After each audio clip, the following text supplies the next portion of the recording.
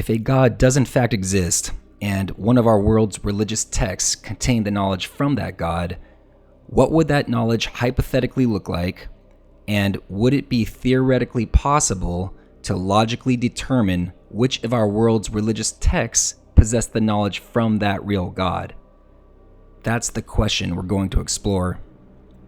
Every religion claims their God or gods created this universe. If a God did create this universe, there's something we can extrapolate about the mind of that God. The fabric that makes up our universe, as well as the laws that govern it, can be described mathematically. Mathematics is symbolic logic. So if a God created this universe, it would mean God is rational and logical, and it would mean that God likes to use math.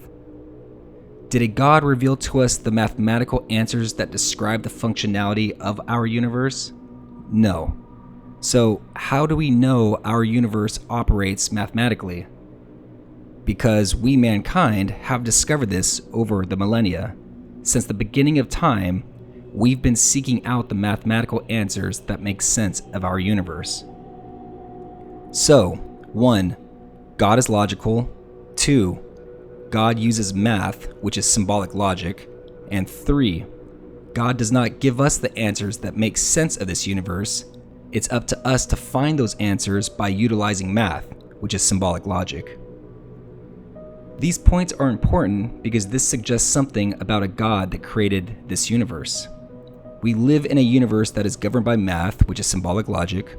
The way one utilizes symbolic logic to find truth is by unveiling the symbols and aligning them in the appropriate logical order. So, if a God created this universe, and that God designed it in such a fashion that we need to unveil the symbols and align them in logical order to see its truths, then why would the knowledge given to us by that same God behave any different? In theory, the knowledge from a real God should behave like symbolic logic. It should behave like a mathematical equation, an equation that needs to be solved in order to see the truth. So, do any of our world's religious texts behave this way, like a mathematical problem, like symbolic logic? Yes. The Bible contains a bunch of symbols. An example is the body of Jesus. You see, according to Jewish prophecy, the Jewish Messiah will resurrect the Jewish temple. All Jews believe this to be a literal temple that will someday be rebuilt in Jerusalem. Jesus, however, tells the biblical reader this is a veiled prophecy. Jesus claims this prophecy is not about a literal temple, but really about his body, which he claimed would be resurrected 3 days after his crucifixion. So, the Jewish temple is a symbol. It's a veiled term for the body of Jesus. It is not the Jewish temple that will be resurrected 3 days after its destruction. It's Jesus' body that will be resurrected 3 days after his death. This means the Bible is a book where you need to unveil the symbols, unveil what the Jewish temple represents, and then plug that new unveiled term, the body of Jesus, into that story to see the truth of that story. This is how math operates. The Bible is like algebra. In algebra, you have veiled variables, x, y, z, that you need to solve for in order to get the correct answer. In the Bible, you have veiled variables, the Jewish temple, the lamb, the sun, etc., that you need to solve for in order to get the correct answer. The Bible contains a veil in the same way that a mathematical equation contains a veil. And in order to remove the veil so you can observe the unveiled truth, you need to utilize symbolic logic. You need to unveil the symbols and then place those unveiled symbols in the correct logical order. Then the answer will emerge and you will see the truth that was previously hidden. Here's a side note. When you go down this road unveiling the symbols within the biblical stories, you quickly notice that it's this figure Jesus who is revealing what all the veiled terms represent. He appears to be providing an answer key so we, mankind, can unveil all the symbols, all the veiled terms. So let's take a step back for a second. If a God does in fact exist, and that God gave mankind a sacred text, gave us information, what should that information look like? It should look like mathematics. Do any of the world's religious texts behave like mathematics? Yes. The biblical text behaves like algebra. The veiled terms are the algebraic variables we need to solve for. And the person that appears to be giving us the answer key so we can unveil the biblical stories is Jesus. So, what does this mean? What is Jesus trying to do? It appears he's trying to give us the keys to a veiled, hidden knowledge. So what does this all mean? Well, perhaps there's an ancient knowledge veiled within the Bible we do not yet perceive, a knowledge Jesus was trying to reveal. If this is true, if there is a hidden knowledge within the Bible, and we're able to uncover it, then a day is going to come when our blind eyes and deaf ears are going to open, and we will fully perceive what this book, the Bible, is revealing. What is the story of the Bible about? It's a story about the fall of Adam within the Garden of Eden, an act that plagues not just Adam, but all of mankind with sin and death. And it's a story about Jesus' death and resurrection, an act that reverses this plague, removing the sin of mankind and restoring humanity back to life. So it's a story about the death of Adam and the death of mankind, as well as a story about the resurrected life of Jesus and the resurrected life of mankind. If a real God exists, and this God has a veiled message for humanity within the Bible, why would he make this the central theme? What is this God trying to reveal to us about death and life? In order to find out, we need to first unveil the story of Adam's fall within the Garden of Eden. According to the Bible, God told Adam he would die if he ate from the tree of knowledge of good and evil within the Garden of Eden. Adam ate from this tree, and when he did, Adam received a death sentence. But it wasn't just Adam that was going to die for what he had done. It was all of mankind. All of mankind was guilty for Adam's actions within the garden. All of mankind was now sentenced to death. But this doesn't make sense. If a real God exists, and this God is rational and logical, why would he condemn all of mankind to death for something that one man, Adam, had done? Well, perhaps Adam is not just one man. Perhaps Adam is a veiled term. Adam represents us, all of mankind. If this is true, if that's what this story is about, not just Adam, but all of us, it would suddenly make sense as to why we receive the same punishment as Adam for what Adam had done within the garden. It's because we are Adam. The story of Adam is a veiled story about our species. After eating from the tree of knowledge of good and evil, God banished us, Adam, from the Garden of Eden and sent us to a different part of the earth. We were then killed. All of mankind was put to death by a great flood. God's promise to Adam for eating from the tree of knowledge of good and evil had been fulfilled. We, Adam, were now dead. So what does this mean? What is the veiled book, the Bible, trying to reveal? Well, if Adam is a veiled term for all of mankind, it means Adam's story is a story about all of us. It's a story about you and I. And if Adam was put to death, it means you and I were put to death. It means you and I, along with the rest of humanity, were once alive, but we all died. We died a first death. But there's a problem with this idea. Death is when the spirit departs the body. You and I have bodies. We're not dead. We're alive. So how can we make sense of this idea that we were once alive, but we died? Well, according to the Bible, there's a realm that houses the dead. It's a realm that houses the spirits which have departed their bodies, and it has several names. It's known as the realm of the dead, as well as Hades, Sheol, the pit, the grave, and the abyss. It's depicted as a dark and confusing world where even the light is darkness. It's also a prison. The departed spirits that enter this realm of the dead can never escape. And it's a land of forgetfulness, where nothing is remembered and there is no knowledge.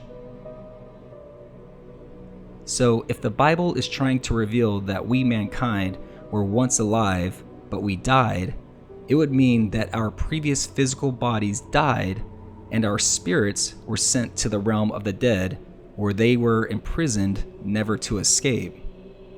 But if this is true, why is it that we no longer exist as spirits within the realm of the dead? How did we end up where we are now, alive, out of the darkness, freed from our prison, living on the earth, and in the possession of physical bodies? Well, someone must have saved us. Saved us from where? Saved us from the realm of the dead. How does one enter the realm of the dead? They must die. What did Jesus do while he was in the realm of the dead? He preached to the imprisoned spirits. Who are these imprisoned spirits dwelling within the realm of the dead? They were us, Adam, mankind. Did Jesus free us from this dark prison, the realm of the dead? Yes. This is why we are no longer confined within darkness. It's why we are no longer imprisoned within the realm of the dead. He delivered us out of death.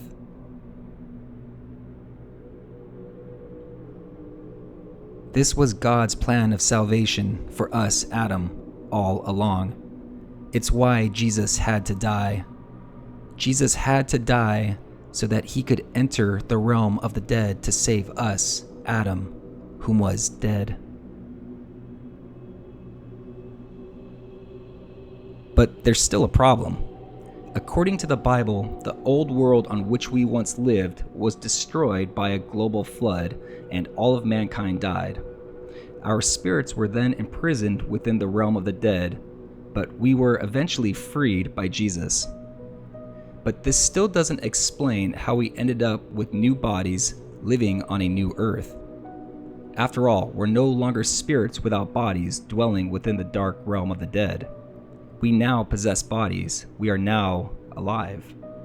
So how did we get these new bodies? Well, what does the veiled text say? Think about it. The world in which we had previously lived was destroyed by water. All of mankind, all of Adam, had been put to death by water.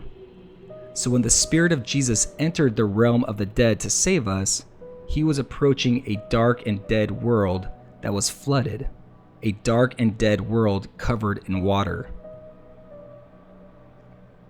As he approached us, the imprisoned spirits confined in darkness, he appeared as a light. He was a light in the dark realm of the dead. Jesus then began to create a new creation, a universe with light and life out of a universe that was dark and dead. He receded the waters from our flooded world, recreating land. He recreated vegetation. He recreated the sun, moon, and stars, the animals in the sea, the birds in the air, and the animals on dry ground. Finally, he recreated our bodies that had died.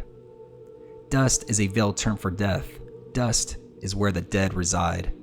This is why we, Adam, are said to have been created out of dust. It's because we were formed out of death. Jesus recreated our dead bodies so that our spirits, which had recently been freed from prison within the realm of the dead, could inhabit them. This universe in which we now live, this universe that contains light and life, this universe which was created out of a dead and dark universe, is a new creation. The old creation died, your old body died, but the new creation is here. You are now a new person. This is why it is written, you've been born again. You were born in a previous world and you died in a previous world. Your spirit was then sent to a prison, the realm of the dead. The Savior freed you, and you were born again within this new creation. This is your second birth. You've been born again.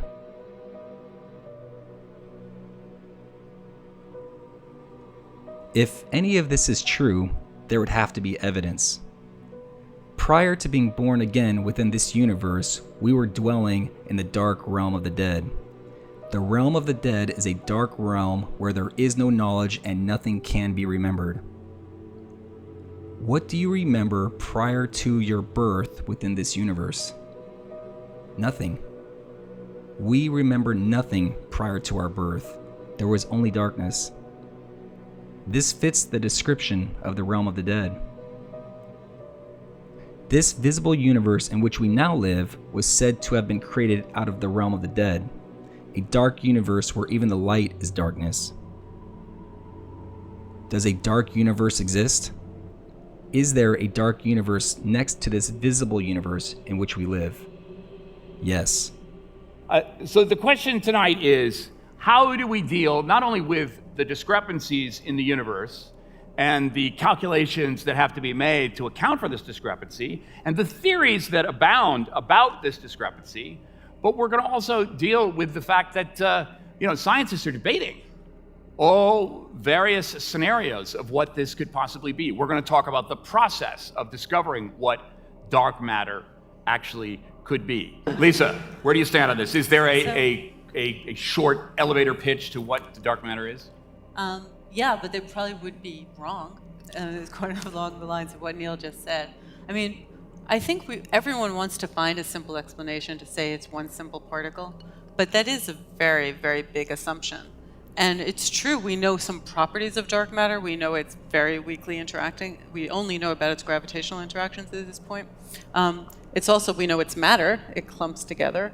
But what's really interesting, so I would say, you can ask that question to all of us and we can all tell you what we think it is, but you shouldn't believe us. I mean, the real question is, how are we going to find out what it is? Is it possible the dark universe contains dark stars, dark planets, and dark conscious entities? Yes. What is going on with the dark matter, and then how does dark energy add to this picture? Well, dark matter, you painted that beautifully. It starts out by making small objects like Earth mass objects. They then merge together to make bigger objects. Eventually you get galaxies, which are today merging together to make clusters and superclusters and long filaments of structure. So we see these things, when we look in the sky, you can see these things by looking at the stars that are inside them. But it's not some Star Trek kind of dark. There are dark planets and dark galaxies and dark. There could be. There could be. We don't know yet. Oh, there definitely could be. We think there probably are. I mean, we wouldn't. Well, there's certainly theories that you can write down where that would be true, but we haven't seen them yet because precisely because it's not even clear if there were these dark people, this untenured person, if they would know that we have planets. They don't see all our matter. And so these dark people that don't even see these same forces, I mean, it's not that surprising that there should be a lot of stuff we don't see. Particles of ordinary matter interact with each other to form atoms and molecules, the stuff we touch and see. If dark matter is made from different particles, it could do the same, interacting and building dark atoms of dark stuff. Perhaps even a universe of dark materials. If we can show that dark matter interacts with itself, that means there really could be dark matter galaxies, dark matter stars, dark matter planets and people all around us right now that we were not aware of. If the visible universe in which we now live was created out of the dark universe that contains dark matter, it would mean the dark universe containing dark matter must have preceded the creation of our visible universe. Did it? New research suggests it's possible.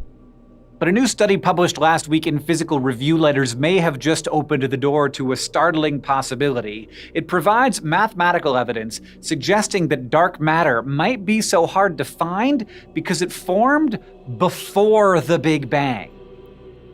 So, in conclusion, our universe can be described mathematically. Mathematics is symbolic logic. If a God exists and that God created our universe, then God is logical and God likes to describe things via symbolic logic. If this is how God likes to communicate, then one of the world's religious texts should behave like mathematics. The Bible operates like algebra. Unveil the symbols and align them in proper logical order, and you will see an answer that was previously hidden. You will see a new knowledge emerge. The veiled text seems to be saying that the story of Adam is a veiled story about you and I. We are Adam. When Adam was put to death for eating from the tree of knowledge of good and evil, he died. When he died, we died. You and I died our first death.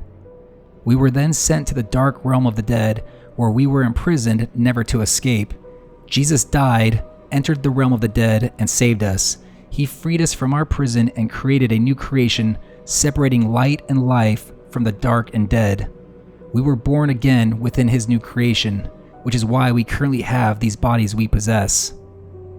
If this is all true, then the following must be true. If we were imprisoned within the realm of the dead prior to our birth within this visible universe, we needed help. We needed someone to rescue us, someone to save us. The fact we now possess bodies and live in a universe that possesses light suggests someone did save us. All of mankind, everyone that has ever existed on this earth, has been saved, freed from the realm of the dead. A savior has given us new life.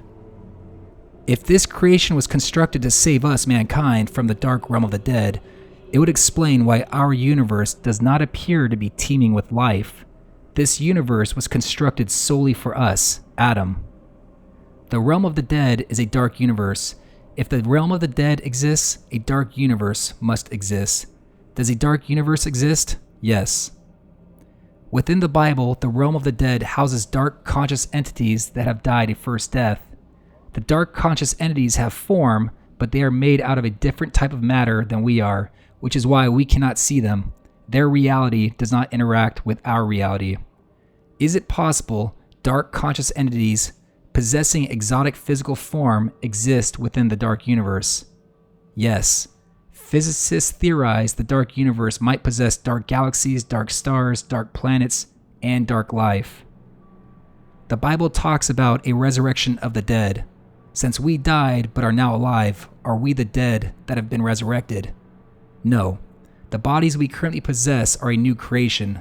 These are not the original bodies we possessed prior to our first death. Our original bodies are still dead. They're still unconscious. This is the end of this episode. Thanks for listening. Much more is to come.